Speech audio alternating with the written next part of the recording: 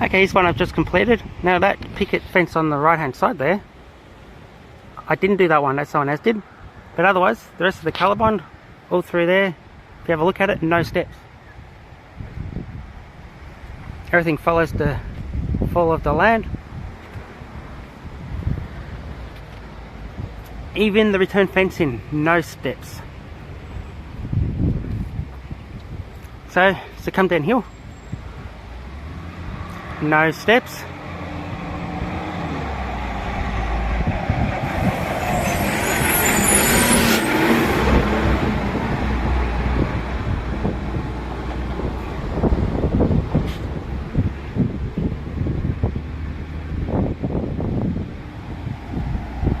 And this is where the trick comes into it.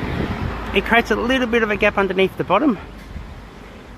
That's due to the ground disappearing here as opposed to this section.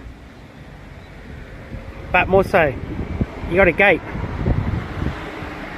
Because of that gate, you have to pull that spirit level across the top, obviously, with the posts across the post spirit level. So which means you create more gap there because you have to then retain or get back onto following that slope.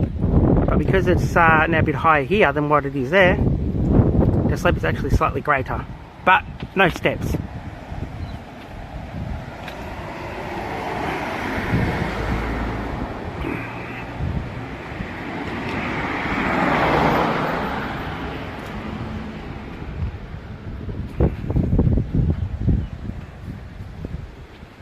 And one panel rise in,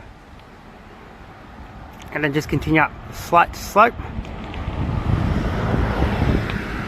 Now all of this was achieved with just trimming slightly on the corners of the sheets opposite angle, but this section and around the other side you've seen, all through here, no cut, no step.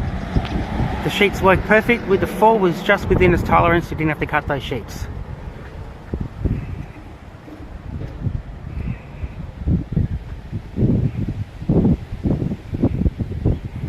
So the profile of this fence is Metro with the Metline paneling. It's Colorbond, and you're using the Gramline plinth.